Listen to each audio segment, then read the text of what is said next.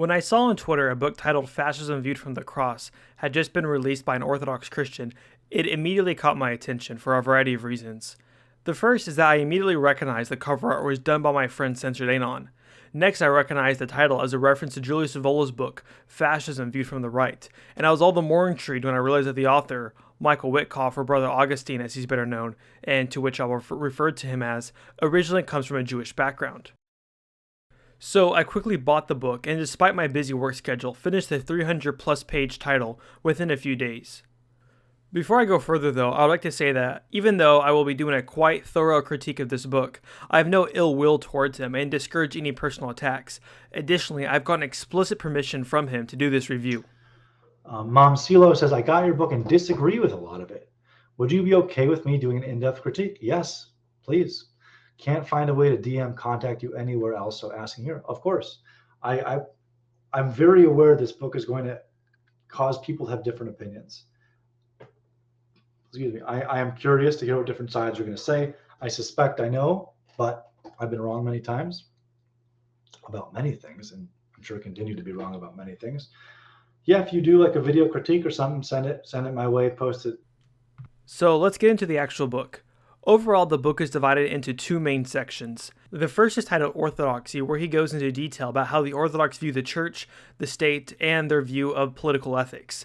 The second section is entitled Fascism, which is further subdivided into three sections dedicated to Benito Mussolini, Adolf Hitler, and Corneliu Codreanu of Romania, each of which is further divided into three parts, focusing on their relationship with the church, the state, and the Jews. So, when it comes to the first part of the book, I don't really have any issue with it. There's no obvious problems that I can tell, and it seems pretty much in line with the topics that I have read and heard, and it served as a nice refresher on the topic of the Orthodox view of the church, state, and the Jews. There's really not much to discuss here, and I don't really have any qualms with what he says. However, I do want to point out that he makes clear in his introduction, and even more so in his interview surrounding this book, that the point of the book is to critique fascism from the Orthodox perspective and to draw people away from it. So I will, throughout this critique, refer constantly to the introduction and to this first half, since I see it as laying the groundwork for the rest of the book, and as the basis of analysis in the latter half of the book. Thus, if the first half of the book establishes a principle, but then in the course of Brother Augustine's critique, he doesn't follow the principle established or somehow goes against it, I will see this as a contradiction and something that should be critiqued, since it fails to live up to its teleology. So while this critique will focus on the second half of his book, I will cite the earlier parts of his book as much as is needed. With all that being said, let's now get into the second half of the book, where we will spend the majority of our time in this video.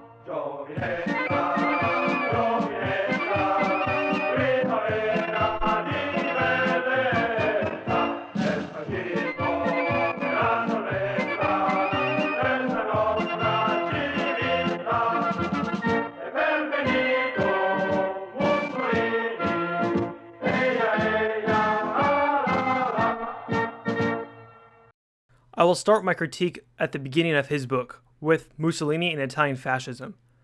At the start here, Brother Augustine gives a very cursory look at post-war Italy alongside Mussolini and the Black Shirts' rise to power over the course of a few pages, before immediately delving into Mussolini's relationship with the Church and how he interacted with the Vatican and the Catholic Church. Despite what seems like a rather hastily put together historical summary, there's nothing particularly wrong here or anything I find objectionable. But when reading the start of the second half of this book, we quickly realize that his analysis of fascism is violating the principles that he set out to begin with.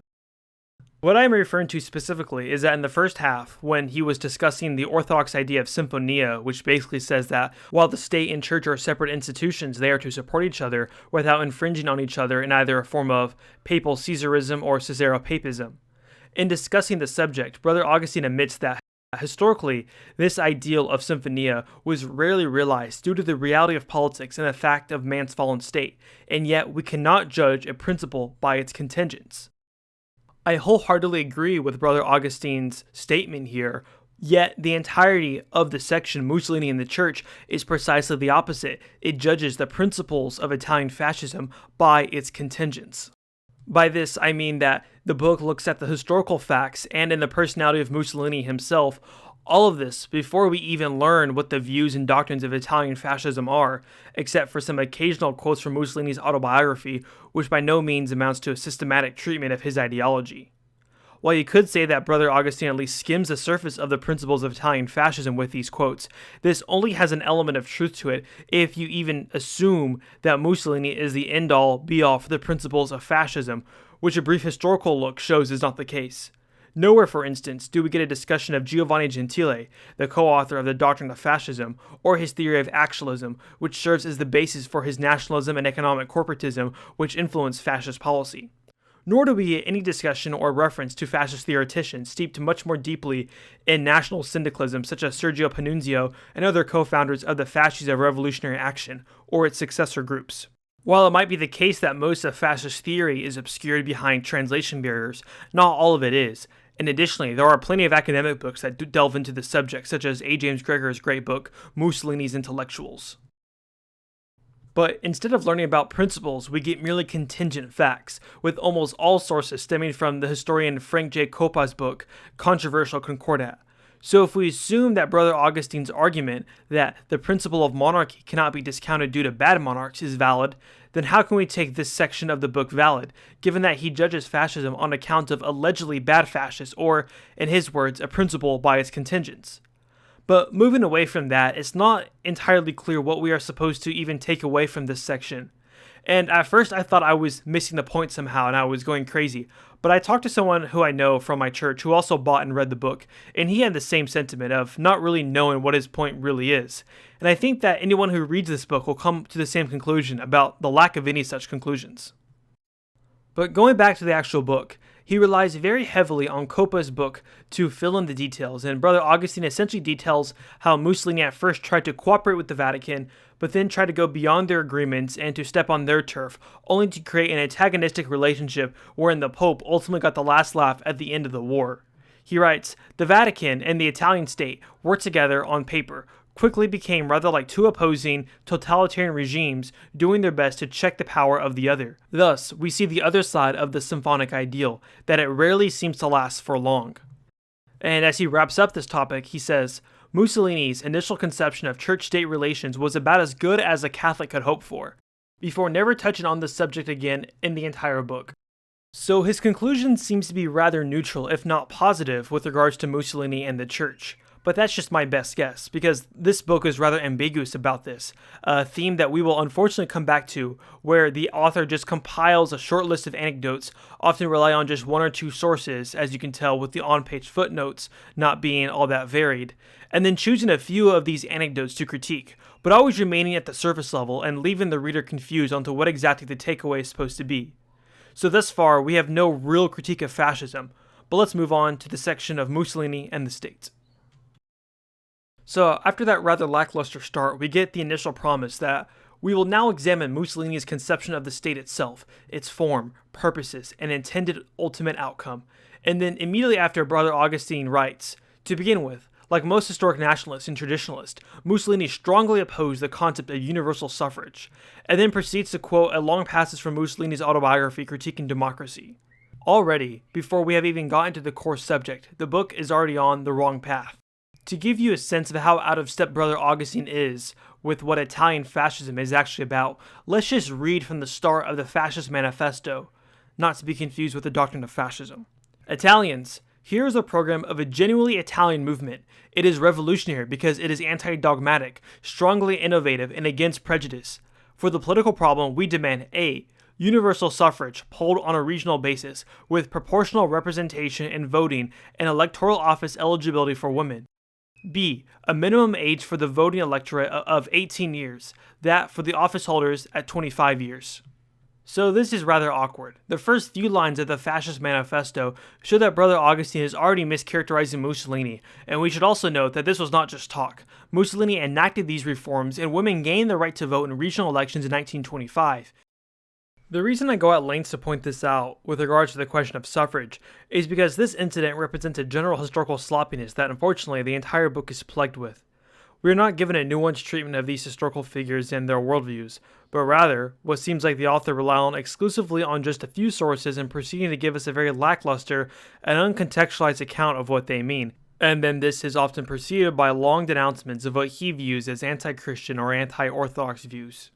But ignoring this aspect, throughout this entire section on Mussolini and the state, except for the end, which I will talk about here in a second, Brother Augustine finds no real qualms with Italian fascist ideology, writing how the fascists restrained themselves in violence and were often only reacting to communist-initiated violence, and how Mussolini made sure to restrain the black shirts.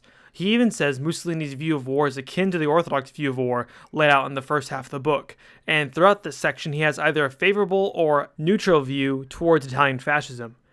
The only actual criticism we get is towards the end, where Mussolini's views on education and school reform are cited at length, and are then contrasted to what St. Justin Popovich's views of education are, which are then quoted at length. I really thought that I was going crazy reading this book based off the press Brother Augustine was given about this book, about how milquetoast these critiques are, but in this section, the only problem with the fascist view of the state is educational policy. If that's the only thing that you find wrong in an ideology, I'm going to take that as a giant endorsement. This is such a minor issue in the grand scheme of things that it's honestly hard to take seriously. But even when we look more into this issue, this criticism doesn't even hold water, because his implication is that Mussolini is going in the wrong direction with his educational reforms. But he seems to have forgotten what he wrote about 20 pages earlier when he cited the historian Frank Giacopa saying Mussolini restored Catholic instruction in the public schools while rooting out anti-clericalism out of the universities and Freemasonry out of the party. So while Mussolini's educational policy might not be to the extent that we as Christians would like in an ideal world, Mussolini, by way of the sources Brother Augustine cites himself, represented a positive step, especially when compared to the extreme secularism of the previous Italian regime. And to go a step further, and to hold the author to the fire of the basis that he set out in the first half of the book, it says, the Church calls to remove the consequences of atheistic control over the system of public education. This is exactly what the Italian fascists did, as Brother Augustine literally cites in his own book. So the one minor critique that he has of fascism, that of educational policy, ultimately becomes null by his own book, which again really leaves us with no critique of fascism, at least in the Italian variant. Now we can move on to the last section on Mussolini, delving into his views on the Jews. Here again, cutting through the context and the historical background provided, one can only glean 3 criticisms that Brother Augustine is giving. And honestly, it's really only 2, but I'm really giving the benefit of the doubt and reading into the text a 3rd one just to have something to even critique in this video.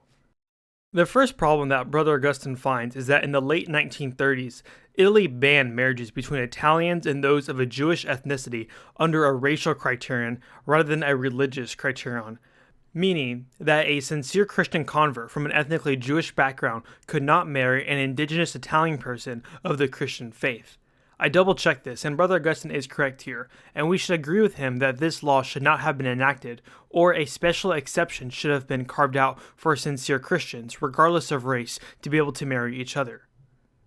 The second criticism is of a policy beginning on January 4th, 1944, in the RSI, or the Italian Social Republic, ordering local leaders to confiscate Jewish assets and personal belonging.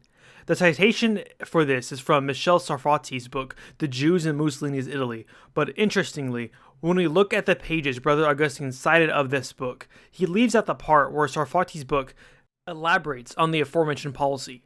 Property taken from the Jews, Sarfati writes, was to be received, held, and eventually sold off by EGELI, Agency for Real Estate Management and Liquidation, founded in 1939.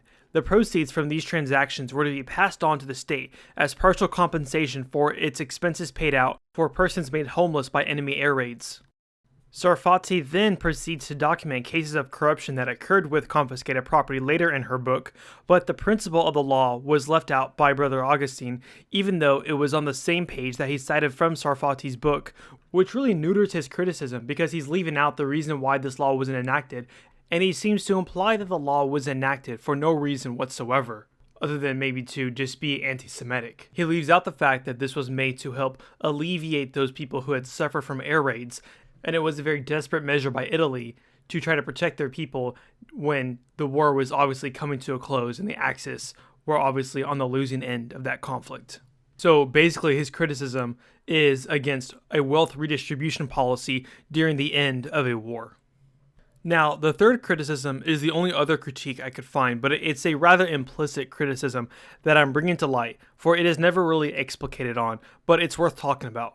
This critique is that throughout this section, the author seems to take offense, as revealed through tone more than anything else, of various racial statements coming from Mussolini in fascist publications in the late 1930s and onwards.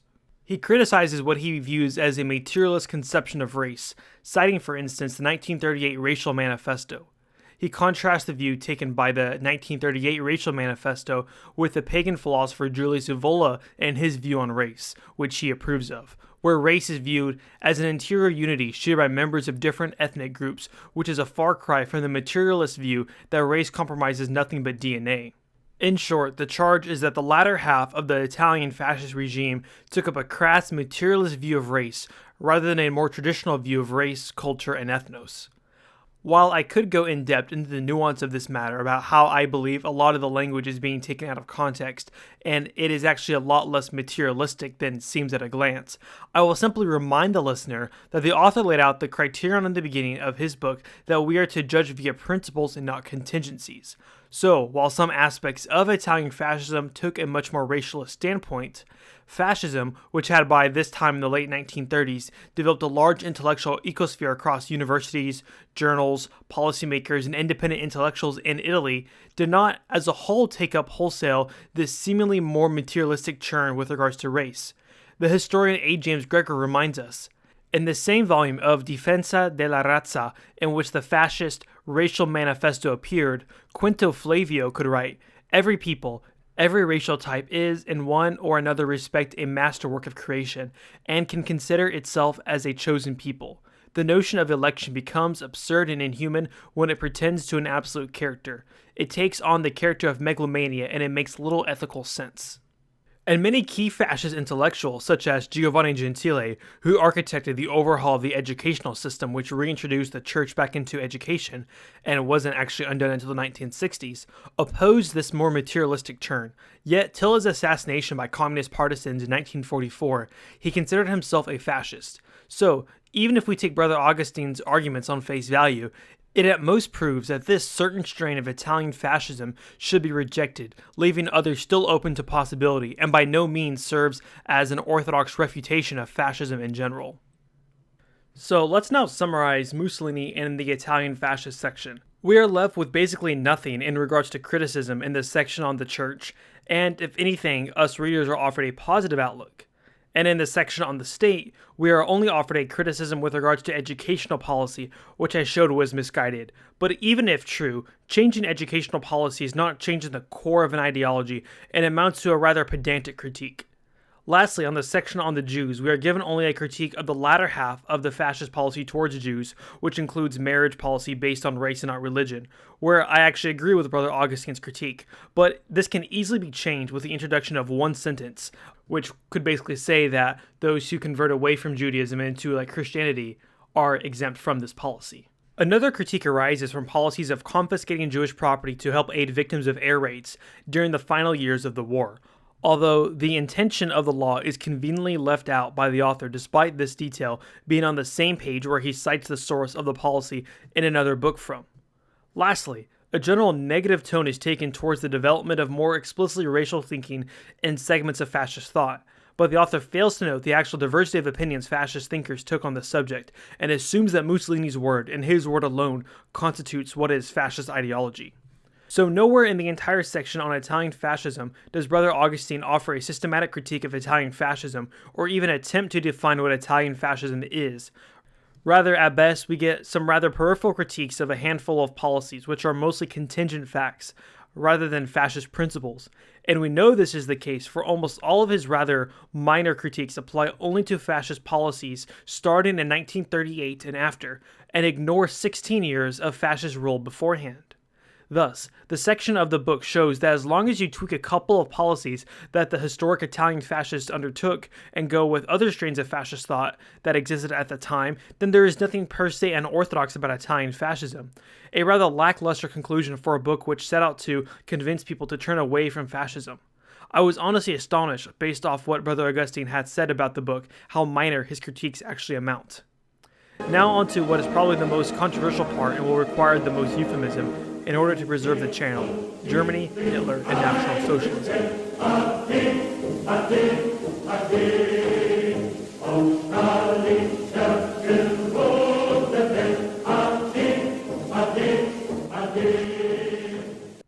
Before the author goes into a discussion about Hitler and the ecclesial establishment, he provides us with some historical context, but makes some very questionable choices. As someone who has read Mein Kampf before, I can tell that much of the background information he's providing is lifted straight from Hitler's autobiography, even when not explicitly cited.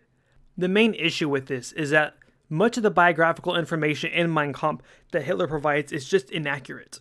And that's how I was able to recognize that he was lifting so much from Mein Kampf. In the words of Brother Augustine himself, it should be noted that not every detail Hitler shared about his political journey in Mein Kampf is truthful, as for example, when he lied about being the founding member of said party. This is rather conveniently said after he has been using Mein Kampf as the historical context, such as on the page before when he writes, Hitler's first foray into politics was with a small group called the Social Revolutionary Party. He formed it with a small handful of other veterans after World War I. There are other more subtle and less important details that seem to me to be lifted from the less than truthful parts of Mein Kampf, but which aren't explicitly cited as such. This itself isn't the end of the world, and for now is a relatively minor issue, but it's part of a larger problem I've been pointing out in this book, which is that it is riddled with a number of historical mistakes, both big and small, which puts the book on very shaky ground. Which is sad because, as I will show, I actually agree with some of his critiques in several places, but they are just so crudely argued that it's almost embarrassing to be associated with it. For instance, we have in the statement by Brother Augustine that in prison, Hitler decided to take the opportunity of his confinement to put down all his thoughts about National Socialism on paper. I don't know where he gets that assertion from, for that's not at all what Mein Kampf is about. Mein Kampf is designed to revitalize Hitler's image amid the failed coup in Bavaria, not to serve as a comprehensive manifesto. Anyone who has read Mein Kampf cover to cover will understand the often painstaking detail Hitler goes into about his personal life, much of which is fictional, and the rather little attention that ideology and policy is given, and certainly not offered in any systematic fashion. I'm not holding the author to the standard of an academic historian, which would be ridiculous, but I am holding him to the standard of having a good enough handle on the material to write a book about this subject. In the copy of Mein Kampf that the author cites from, the 2012 publication of the Ralph Meinheim translation, the introduction by Abraham Foxman says, readers should not regard the Bible of National Socialism as the most advanced expression of Nazi ideology, and that Hitler's book attempts of a writer to portray himself favorably. As Hitler wrote Mein Kampf from 1924 through 1926, he was in the process of remaking himself. And if you don't trust Abraham Foxman, the former director of the ADL, then these statements could have been fact-checked by a more dispassionate historian, virtually all of whom would have said the same thing. And it's not like it's ridiculous to expect Brother Augustine to read a foreword of a book he cites, for he cites the forewords that were written much later and by a different author of several of the books he uses as sources. But despite Foxman's warning from the book that he cites, Brother Augustine extensively relies on Mein Kampf for the entire German section, which renders his entire understanding and by extension his critique of National Socialism to be at best incomplete. For future reference, I would suggest that those looking into National Socialist doctrine look into Rudolf Jung's 1922 book, National Socialism, Its Foundation, Development, and Goals, which in my opinion is the most comprehensive and well-argued case for National Socialism written before 1945, which any real critique of National Socialism ought to grapple with and rely on, and the book is translated into English and can be easily found online as a PDF. Besides the issue with relying on Mein Kampf so much, there is another major problem with the source that he cites, which is the only other major source that Brother Augustine relies on in the German section, which combined together with Mein Kampf probably makes up somewhere around 80% of the footnotes that have to deal with German history. Specifically, I am referring to Richard Weikhart's 2016 book, Hitler's Religion, The Twisted Beliefs That Drove the Third Reich. And while this might sound boring, we have to get into a little bit of the nitty-gritty about the sources that Weikhart's book heavily relies on and the validity or lack thereof. Specifically, I'm talking about what's known in English as Hitler's Table Talks, but also known as the monologues. I say that we have to go into this a little bit because the way that Brother Augustine primarily relies on exposing Hitler's religious views, especially what seems to be the most damning anti-Christian quotes, are citations from secondhand citations of Weichart citing Table Talks. What I mean by that is that when Brother Augustine wants to quote Hitler saying something, he won't cite the origin of the quote directly, but quotes Weichart reproducing the quote, and he puts a footnote to the page where in Wakehart's book the quote can be found and where then the actual source of the quote can be tracked down. I want to be clear that I don't have a problem with this, especially since many of the quotes are in German without an English translation to reference, and are translated to English by Wakehart himself. But there is just too much of a systematic problem in Wakehart's and by extension, Brother Augustine's use of historical sources to be left commented on since they rely so heavily on table talks. Now, for a little bit of background about table talks, these are alleged musings and monologues of Adolf Hitler that he gave to those in his inner circle, involving a bunch of topics, but most importantly for this discussion, religion and Christianity. These talks were transcribed from 1941 to 1944, but were never published until after the war, and have a very storied history with several versions existing, each with its own peculiarities, to say the least. Wakehart is aware of the controversy and seems to largely sidestep this issue by saying that in his book, he only uses the Henry Picker and Werner Jochmann versions, which are unavailable in English, and avoids the more controversial English translation from the French version, which is a whole other can of worms. While in 2016, when Wakehart's book was published, various problems and issues with table talks were known to the historical world, especially problems with the French version, the extent of the dubious nature of table talks as a whole wasn't known. It wouldn't be until 2020 when Swedish historian Mikael Nilsson published the definitive book on the topic called Hitler Redux, The Incredible History of Hitler's So-Called Table Talks, that the true depth of the issue would be exposed even for the Picker and Jochmann versions of the text. I won't take you too far down what I deem as an interesting historical rabbit hole, but suffice to say that all versions of table talks are historically suspect, especially when it comes to the exact specifics of statements, for in no instance were either typists or stenographers present taking down transcripts of Hitler's talks. There weren't even people who were taking down notes. Rather, what we have is that the next day, from memory, one person would write down what they remembered Hitler had said with no notes to reference from. And then, these morning after reflections were often edited by the vocal atheist Martin Bormann, who often inserted entirely new lines into the manuscript, which were then published after the war. Hitler was aware that this project was occurring and knew he wasn't talking in private company, but that his words were going to be stored down and published in a future volume. So much of the same problems with Mein Kampf of biographical fictions are also found in table talks, which also adds to their dubiousness. Towards the end of his book on this subject, Nilsson says, "What we have are only representations and recollections of Hitler's utterances. This means that they are not Hitler's words, and that they cannot and should not be quoted as such. We are thus faced with the seemingly coarse conclusion that from a source-critical perspective, the table talks cannot be used on its own to prove facts about Hitler's thoughts and life. What is in there needs to be verified by other independent sources that can be shown to portray reality correctly." Now, with all this in mind, let me again remind the listener that when it comes to citing quotes and other facts about Germany, and in the interwar and in war years, the two main sources are Mein Kampf and Wakehart's book, which are very troublesome texts to cite so lackadaisically. I'm not trying to say that you can't critically use these sources knowing their limitations, but what I am saying is that it's irresponsible to cherry-pick quotes from these texts without proper contextualization, which, as we will see, Brother Augustine does consistently throughout this section. In this section on Hitler and the Church, we are essentially presented with what is Brother Augustine wading into the debate of what is Hitler's religion. While I don't like the way he goes about citing various questionable quotes from Hitler, as I just talked about, in such a haphazard fashion, and how many times his work is essentially just a summary of Richard Wakehart's book with some Orthodox commentary sprinkled in, making for a rather boring read, I actually don't disagree overall with his view presented. I don't think that Hitler was a Christian in any meaningful sense of the word, and the same goes for many of the other leading Nazis. I think if you pressed Hitler on his beliefs, he would call himself a Christian, but his views of Christianity is so warped as to not be meaningful, and it essentially amounts to having an extremely heretical, idiosyncratic, and ahistorical view of Jesus that it claims to be in alignment with. Hitler was very much a modernist who viewed the rich German academic and scientific tradition of the 19th and early 20th century as representing a fundamental opposition to the religious worldview, despite Hitler having his own mysticism and superstitions which have a superficial Christian tinge to them. Due to the extreme idiosyncratic nature of Hitler's views of religion, it's very easy for anybody with a dog in this fight to cherry-pick the quotes that they want from him in order to paint the picture they want.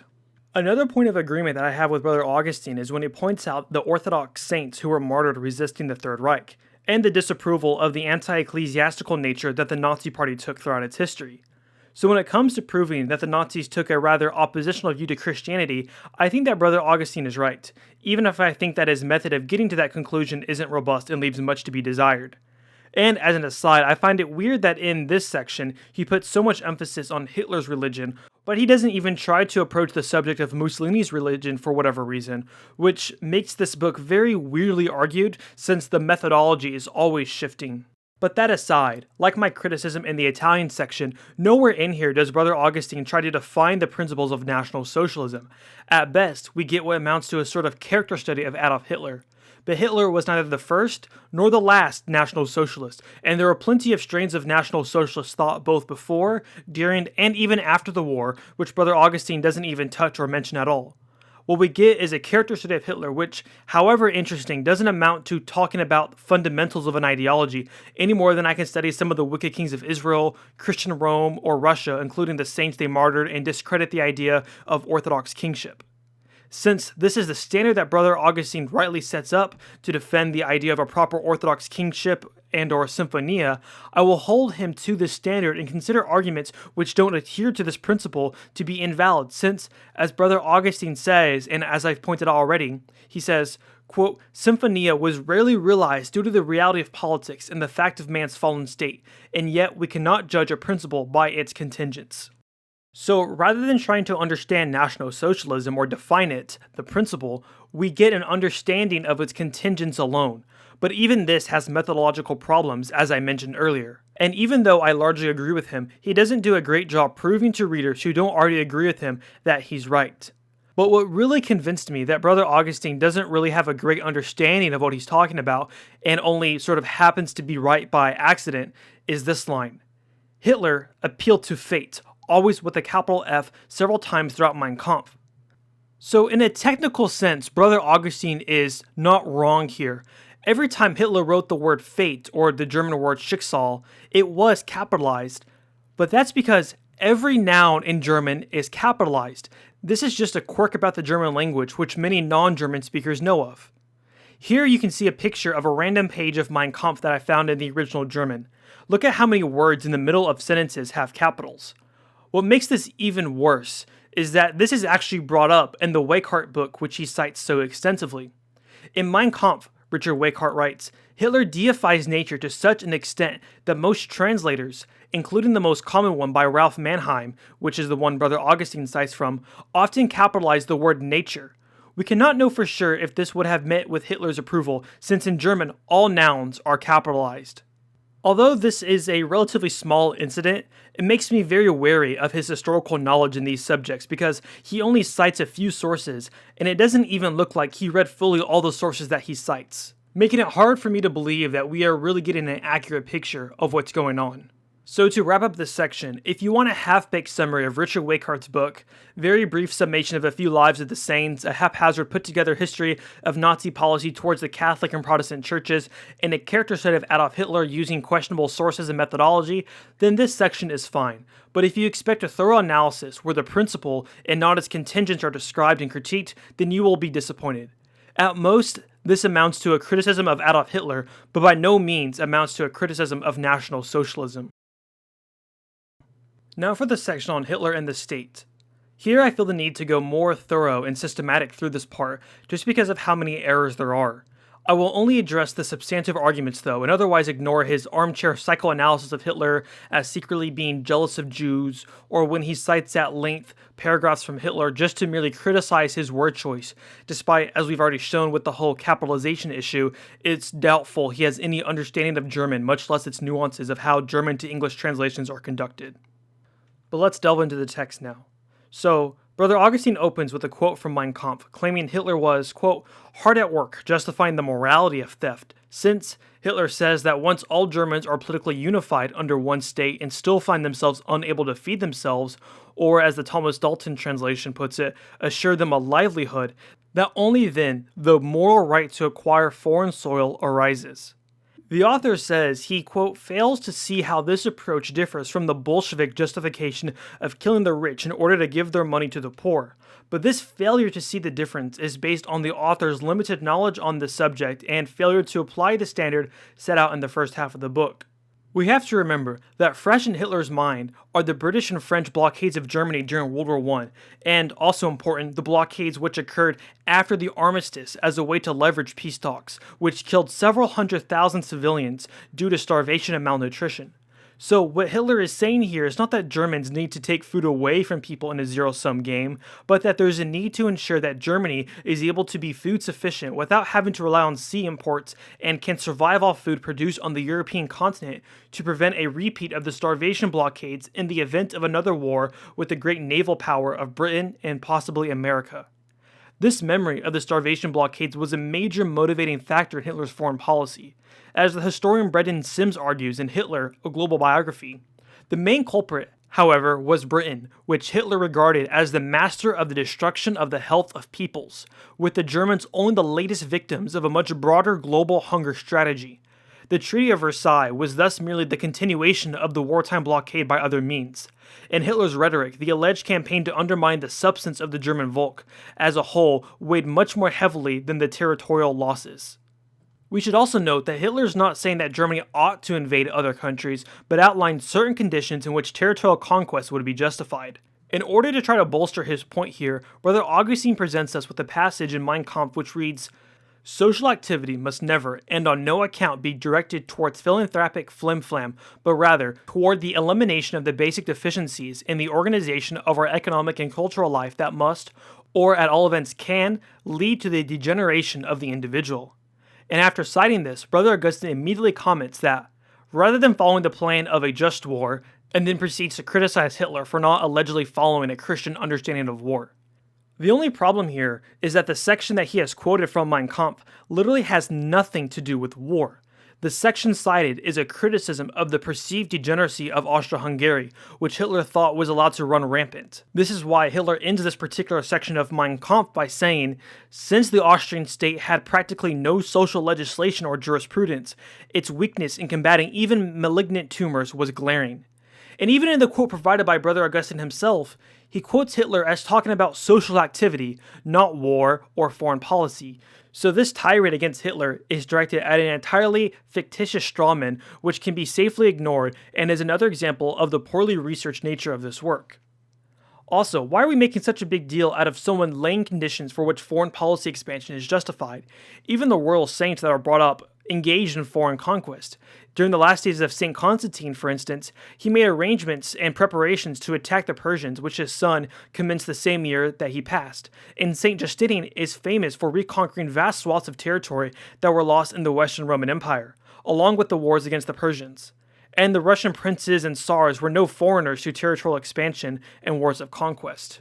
In an interview he gave on the book, he presents some other objections of Germany's foreign policy. Hitler wanting to take over Russia and basically whatever landmass he could get for his people. These are not really Christian concepts that, well, if I want what they have, I'm just going to take it from them because I can and I deserve to. This sort of might makes right attitude is not a Christian attitude at all, because that's not just war at all. It's not a war of defense. I think Hitler would have argued it was defensive, right? Because in Mein Kampf, he goes through all of his, what's the word I'm looking for? He was outlining the different ways that he thought Germans were going to run out of food and decided that taking it from other people would be a good thing to do for them. This is totally ahistorical. National Socialist foreign policy wasn't just a crude might makes right ethos. We literally have in Brother Augustine's book literal quotes from Hitler describing under what conditions territorial expansion is justified. It was grounded in the idea of trying to unify the German people under one state, which Germans across the ideological spectrum had supported for almost 100 years at this point. Furthermore, Hitler is saying that once Germans have been united under one state, that then they would be only justified in expanding in order to secure food security, a rather limited claim compared to the wanton expansion of other great powers at this time who were gobbling up the entire world. Additionally, nowhere do we get a treatment of the war itself, or its causes, which I believe is in part because when one looks at the Second World War, they realize that it's not a black and white picture of the good allies against the evil Axis, and it would show that Hitler's foreign policy was not based off might makes right and wanton theft and invasion of his neighbors, as Brother Augustine implies. The next substantive argument is that Hitler's folkish worldview, Brother Augustine claims, prioritized the perspective that Germans alone were the last race capable of culture. By preserving Germans as a people, so his logic went, there would always be a race on Earth which was capable of producing the creative genius he perceived as the sole possession of Germans. Basically, every part of this statement is wrong. Nowhere in the entirety of Mein Kampf does Hitler say that Germans alone are the last race capable of culture, or that Germans are the only Aryans, or anything like that. Brother Augustine doesn't have the Germans alone part in quotes because it simply doesn't exist except as a post-war black legend that I assume the author accidentally read into the text when it simply wasn't there. In fact, the chapter from whence Brother Augustine cites, Mein Kampf Volume 2, Chapter 2 of Mein Kampf, actually argues quite the opposite point. As an example, Hitler writes, "Our German nationality, unfortunately, is no longer based on a unified racial nucleus. On the contrary, the poisonings of the blood which have befallen our people, especially since the 30 Years' War, have led not only to a decomposition of our blood, but also of our soul."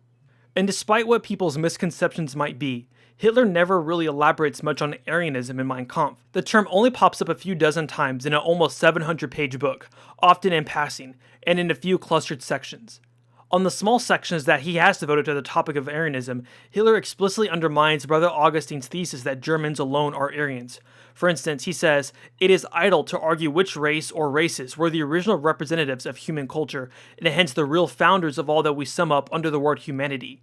Likewise, we can glean that there are multiple races which can be considered Aryan from Hitler's observation that only the man who combats this mortal enemy of our national and of all Aryan humanity and culture, which implies that other people aside from the German nation are Aryan.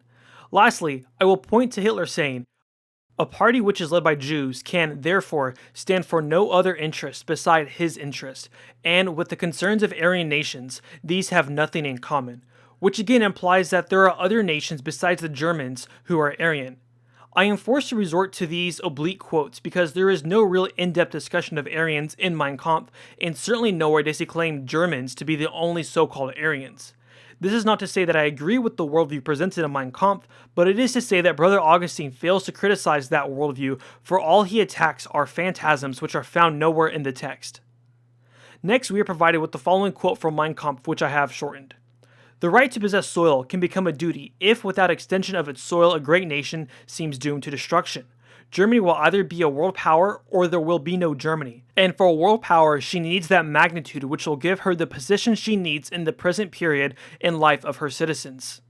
Brother Augustine then tries to surmise that the quote really means, in order to make Germany a world power, the destruction of other nations and their people was not just moral, but a duty and a right.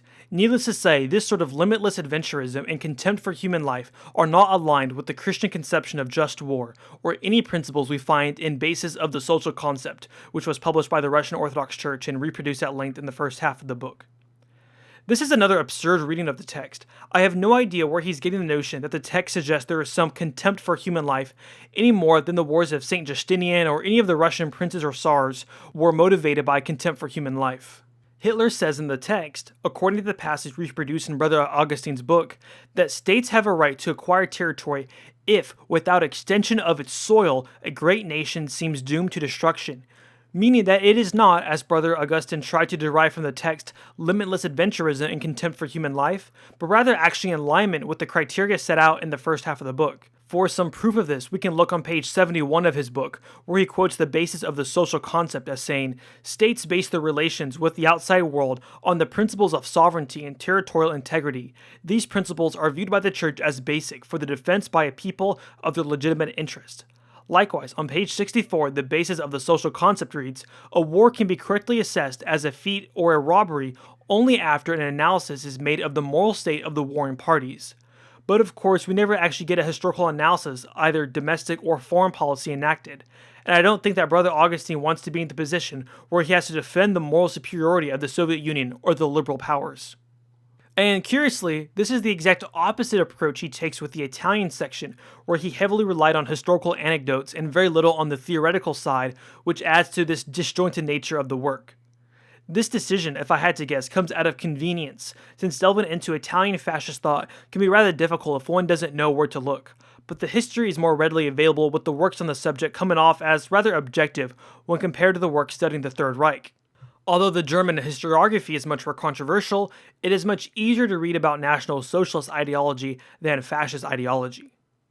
Throughout the rest of the section on Hitler and the state, he starts to quote the pagan Julius Evola's book Notes on the Third Reich quite extensively, mostly to try to prove the point that the Third Reich wasn't a traditionalist state, which I won't touch on because however insightful Evola can be, it doesn't really have to pertain to what this review focuses on.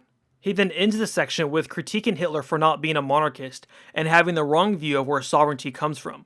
And while I agree with this point, this really isn't unique to National Socialism and really applies to any ideology in the past few hundred years, although that is by no means said to excuse it. So in essence, his critique of Hitler and the state is a bunch of quotations from Mein Kampf that he quotes and critiques out of context, and sometimes even adds totally fictitious context to, which is simply refuted by other selections in Mein Kampf itself. Nowhere do we get a historical analysis of what the Third Reich did, nor do we get an analysis of National Socialism's view of the state from any other primary source besides Mein Kampf, which, as I showed earlier, isn't really the place to go. Overall, I would say that his understanding of National Socialism is rather superficial, and his criticisms even more so. This leaves the reader with very little in terms of valid criticisms of National Socialism from an orthodox standpoint. Now we finally arrive to Hitler and the Jews. But before evaluating this section, I would like to give credit where it's due and commend Brother Augustine for saying this in a live stream immediately after this book was published. I knew someone was going to ask this question. Trying to be careful with the question to this. I appreciate that. Do you address the claimed numbers that we're told about today? Some viewers will understand what that question means, and the answer is that I do not. Not in the book. There's two reasons I don't address that. And I'm sure people will criticize me for not addressing it, but I want to explain. The first reason I don't is because if I did include that, I think it would become the focus of the book to a degree that would really detract from the overall message and purpose of the book. That section would become the most debated, the most talked about, and that's really not what I wanted. The second reason I don't is because I myself don't know the answer. This is something I've spent a good amount of time on. I'm still trying to understand it. And so I don't want to write about something that I'm not reasonably confident I'm portraying accurately. With this in mind, we should be able to wade into the discussion with a much clearer sight since we don't have to deal with the dubious claims about the great myths of the 20th century. And reading this section, I was rather surprised because ultimately it seems like Brother Augustine ends up saying very little in terms of criticizing Hitler with regards to the Jews. In fact, the corresponding section with Mussolini actually comes down stronger than this chapter does, which consists of various attempts to armchair psychologize Hitler, more bad readings of Mein Kampf, such as repeating his mistakes about Hitler's views on Arianism, and quoting excessively from Julius Evola, which, while interesting, doesn't particularly pertain to viewing fascism from the cross, as the book's title suggests. In this section, he actually spends quite a bit of time defending Hitler's actions towards Jews, even saying, at this point, we do not encounter anything particularly reprehensible as interpreted through the imperial laws of the royal saints, with the exception of property theft and the fact that this segregation of the Third Reich was based on race and not religion.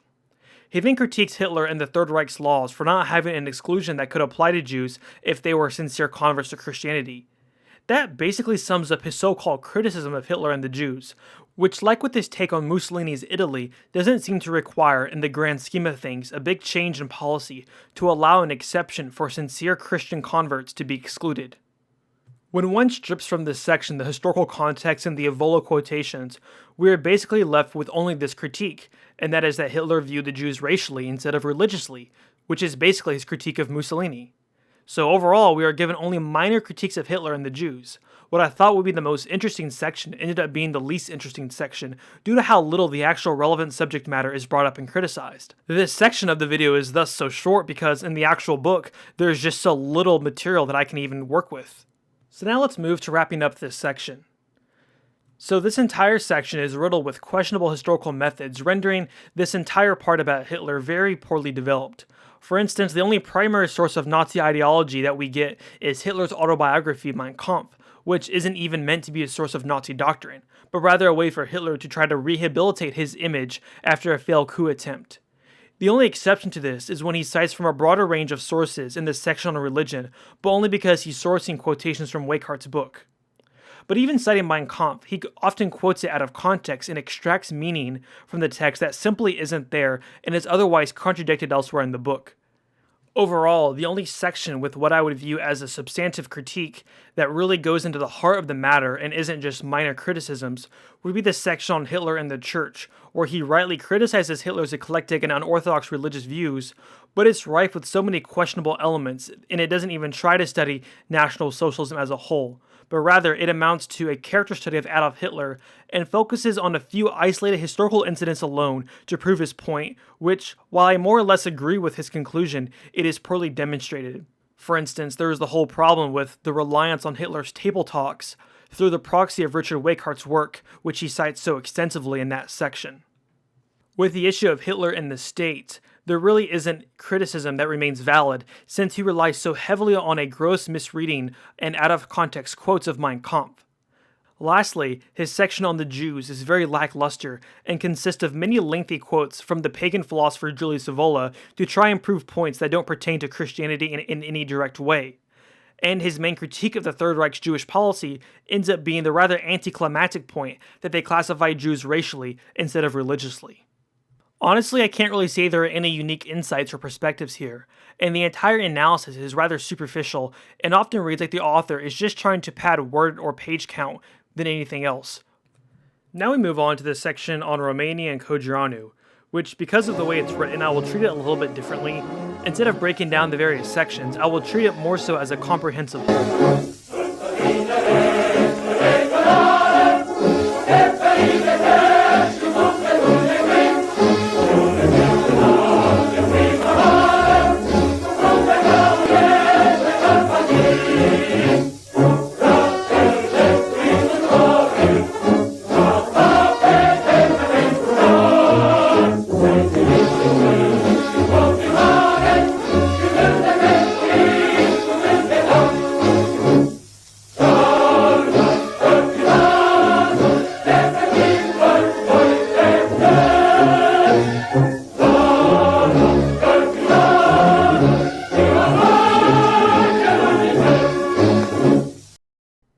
In terms of historical analysis, this section is easily the best and most insightful section of all the three, and has the most coherent development and flow to it. It's a far cry from the rather disjointed assortment of facts the sections on Mussolini and Hitler read as, since in this section there are no awkwardly argued points being inserted. As well, based on the citations here, Brother Augustine is drawn on a range of sources in a way that he doesn't in the other two parts, in a rather unique way, which made this the most pleasurable part of the book to read. But this is not to say that this section is super comprehensive or up to par for what I would expect for somebody writing a book. Like the other sections, it largely follows Codreanu himself, without much actual talk of the Iron Guard or the Legion, and we're left with a rather limited view of who Codreanu even is. I feel most qualified to say this since I have an article that's over 15,000 words long discussing Romanian fascism that I wrote in early 2022, and for that I consulted dozens of sources and looked beyond just the Iron Guard and also other movements in Romania at that time. So although Brother Augustine shines his brightest here, he still leaves out various crucial details so that he can prop up Codreanu and the Iron Guard as, although not without their flaws, a rather ideal political movement that properly understood politics and religion. The problem in doing this is that Brother Augustine, whether intentionally or not, can only make this point by distancing Codreanu from Mussolini and Hitler, since he has spent so much effort attempting to critique them. So while I find his writing about Codreanu's life interesting and even worthwhile at times, he constantly underemphasizes parts of his ideology and life which seem to contradict the portrait he's trying to paint, while also outright excluding the things that would undermine his points, though I don't believe that Brother Augustine is aware he's even excluding them. So here I want to give just a few examples of why I disagree with Brother Augustine's attempt to separate the Legion from other fascist movements at the time. But for those seeking to know more, they can read my article which goes much more in depth on these issues. So for an example, we have Coduranu, reflecting on his time studying abroad in Germany, saying, I had many discussions with the students at Berlin in 1922, who are certainly Hitlerites today, and I am proud to have been their teacher in anti-Semitism, exporting them the truths I learned doing political activism in the city of Yash. Also, at the end of an interview with Julius Evola, months before he died, Coduranu ended their talk by telling Evola, whether you are headed for Rome or Berlin, let all those who are fighting for our ideals know that the Iron Guard is unconditionally on their side in the unrelenting struggle against democracy, communism, and Judaism. Coduranu also sent his second-in-command, Ion Mozza, to the International Fascist Conference in Switzerland organized by Mussolini. And it was here that Mozza spoke about the need for fascists, which he included himself and the Legion in, to unite, and he criticized the conference for having excluded the Nazis due to the then tension between Germany and Italy over the question of Austria, of which it should be noted that Coduranu actually sent a telegram to Hitler congratulating him for annexing Austria.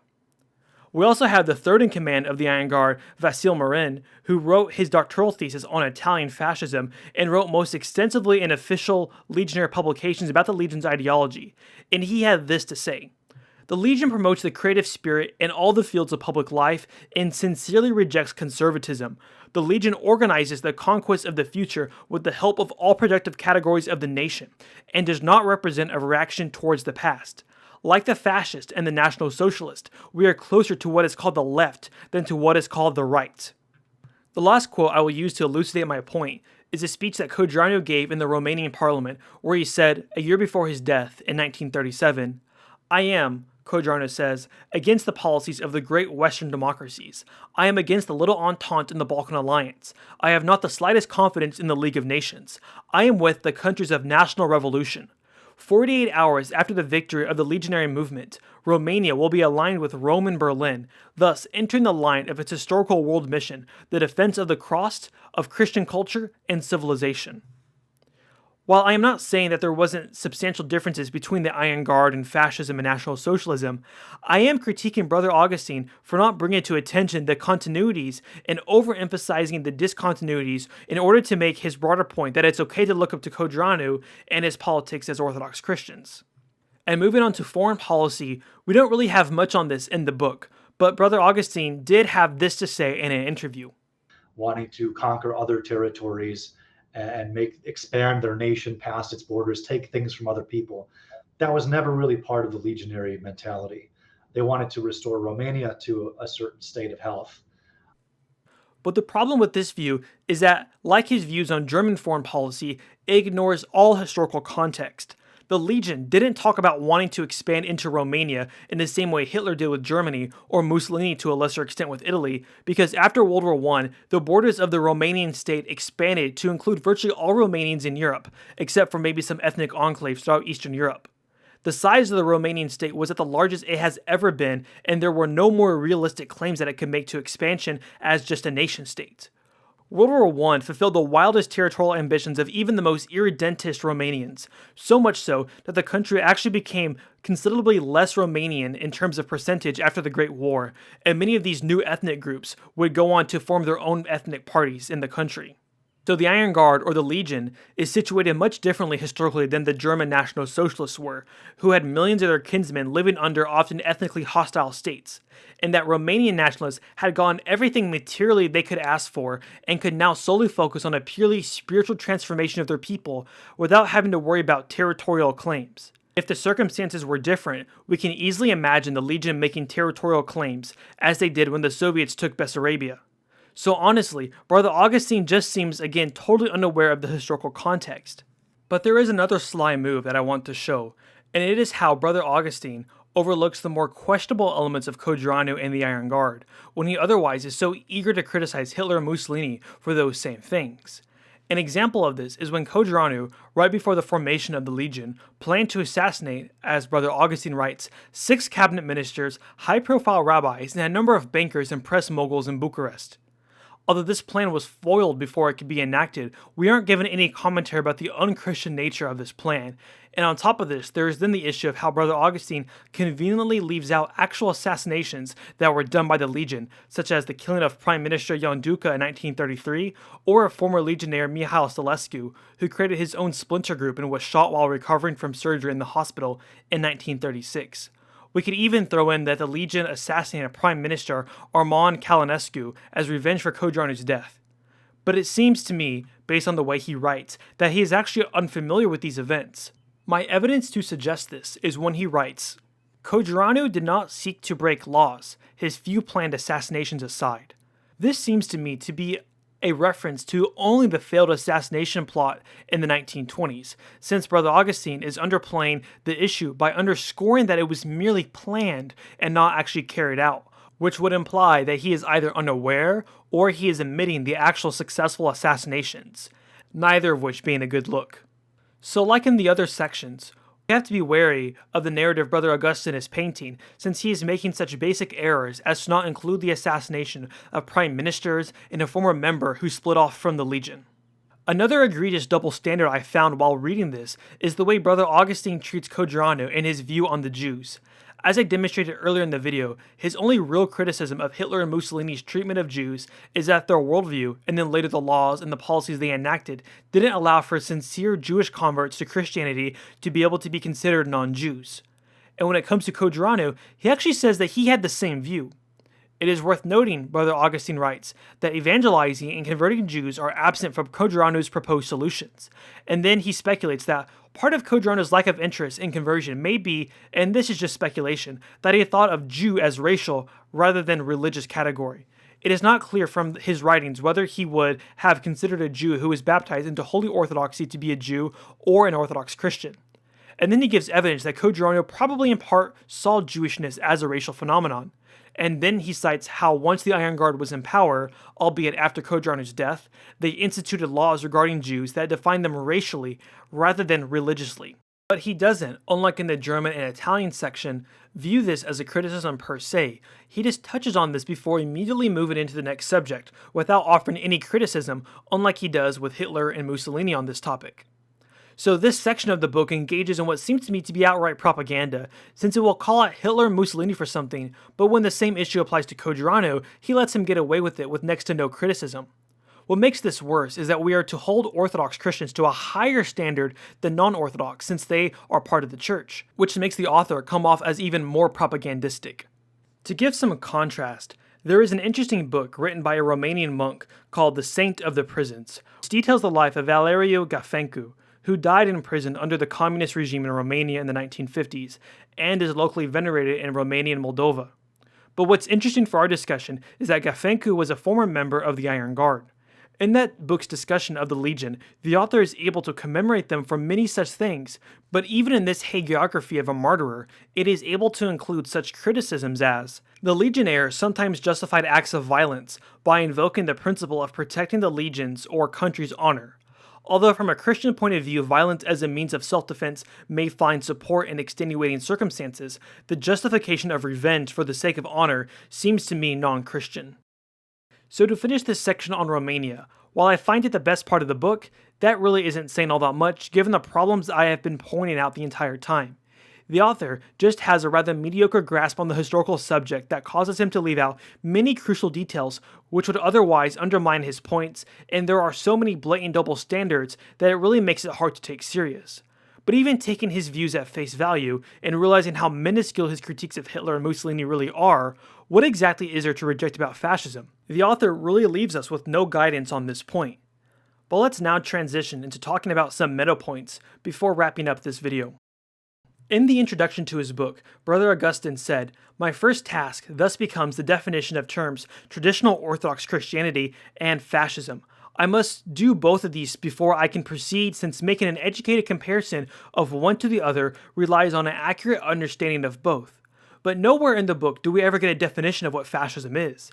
And in fact, we are told 2 pages later that we are not going to get a definition of fascism despite just being told so. Rather than simply discuss fascism, Brother Augustine says, I believe it makes more sense to deconstruct the various parts of each movement. Which I really think underscores the haphazard nature of this entire book, which it's really hard to overstate how tacked together it actually feels and how disjointed of a reading experience it is.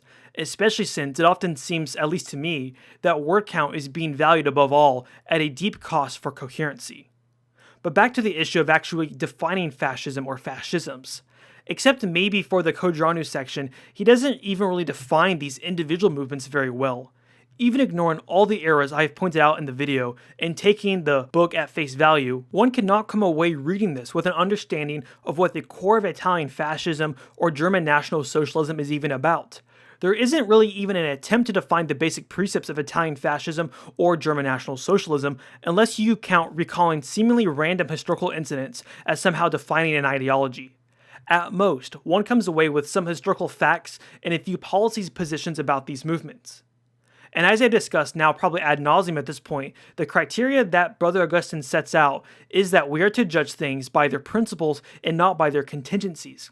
But his entire critique of fascism is based on a few random historical contingencies that he chooses from his rather small bibliography of works. And we can point out another broken promise. Brother Augustine says in his introduction that I will therefore rely entirely on first and second-hand sources, giving no credence to media narratives or what is mistakenly considered common wisdom. I was honestly really confused as to what second-hand sources meant. I thought that perhaps he meant secondary sources. So I emailed him and he says, I simply meant people who knew those figures commenting on what they believed, such as Goebbels and Rosenberg commenting on Hitler, or Evola's comments on his meetings with Kodranu. That's fair enough. But the issue is that he quickly violates this principle. From the outset, we get plenty of work cited by academics who weren't even alive to meet these figures in the early 20th century, much less of speaking the language or being in proximity to them. This is especially true in the section on Hitler, where we are given extensive quotation from Richard Weikhart's own words and opinions of the interpretation of the sources. I also want to touch on the notion of charitability. Just like in the section on Romania, where I criticize him for being over-charitable to Kodranu and the Iron Guard just because he has, what seems like to me, some sort of soft spot for them, which, while understandable, is not excusable when you're writing a book that is trying to look at these movements accurately. He has this same sort of soft spot for the pagan philosopher Julius Evola. You can just look at the book's title and even the book's cover, which are a reference to one of his books. And when I say pagan philosopher, I don't mean he was basically just an atheist who would occasionally wear his Hail Satan t-shirt out in public. I mean, this guy was a dyed-in-the-wool pagan who wrote about yoga, tantra, magic, etc., and had a very pagan worldview and outlook. Despite all of this, Evola is cited at length throughout this work, albeit often in a way that serves no real point and only adds to the disjointed nature of the work. But nonetheless, his works examining Italian fascism and German National Socialism are used a lot by Brother Augustine, and he even says, part of my motivation in writing this book, therefore, was to posthumously baptize Julius Evola. I wanted to take the parts of his perspective that aligned with Christian thought and disabuse them of their pagan errors. I further sought to sharpen, define, clarify, and improve on his political viewpoints by placing them within the context of traditional Christianity. To be clear, I don't think there's really anything wrong with this. When Evola is not going on esoteric pagan rants, he's rather elusive and poignant, especially as a culture critic, and I have found his work interesting and helpful for me personally. However, back to this idea of charity, we are not given the same treatment of fascism. There is no attempt to posthumously examine and extract what is good from these movements and to find a way to Christianize them. Rather, the book has the presupposition that this is not a worthy task. Instead, we actually are informed that he has the exact opposite goal in mind. Since so many young men are becoming interested in fascism, Brother Augustine writes, I wanted to do my best to put some boundaries on that path. So here we just have another double standard. When it comes to anti-Christian pagans, then it is fine to try and baptize them and to find the diamonds in the rough. But when it comes to fascists, then we must repudiate them wholesale, even though when you actually read his book, his actual critiques are really minor, even taking them at face value and ignoring all the errors I've been exposing, especially with Kodranu and Mussolini. So the book comes off as really disingenuous because of this fact, especially since the only part of the book that has any particular pungency to it is the section on Hitler and the church, but even that is riddled with problems. Why he chose to take a presupposition of hostility instead of a view that tries to find what is good out of these movements, I don't know. I think a better example of how to do a properly orthodox view of fascism would be that of Russian Orthodox political theorist Alexander Dugin. Even though I disagree with him about his conclusions of fascism and the details, he provides a good methodology of how to view fascism, which tries to find what is good while throwing out the bad without dismissing it wholesale. This is how any book that attempts to view fascism from the cross should approach the subject.